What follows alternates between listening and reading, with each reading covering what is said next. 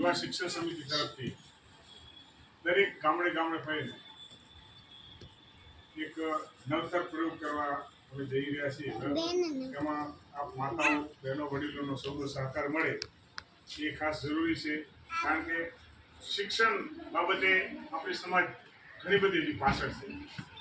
શિક્ષણ સમિતિ એ નક્કી કર્યું કે ભાઈ આપણે આ વખતે એક પ્રયોગ કરીએ, 1 થી 4 ધોરણના બાળકો માટે બેગનું વિતરણ કરીએ.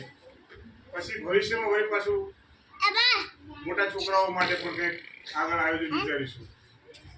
કારણ આદિવાસી આપણો સમાજ છે ને, આપણને સરકારે પાછળ જ ગણ્યા છે. પાટણ જિલ્લામાં તો આપણું ક્યાંય નામ નથી.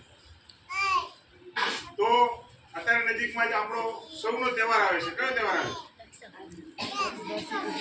વિશ્વ આદિવાસી દિવસ 9મી ઓગસ્ટ. બરાબર? એ આપણો તહેવાર આખા દુનિયાએ નક્કી કર્યું છે. બરાબર? કે આ વિશ્વ આદિવાસી, આપણે આદિવાસી છીએ. અહીંનો ભારતનો આફ્રિકાનો પણ આપણો આદિવાસી જ કહેવાય. તો એ દિવસ આપણે સૌ બહેનો, માતાઓ, વડીલો, તમામ બાળકો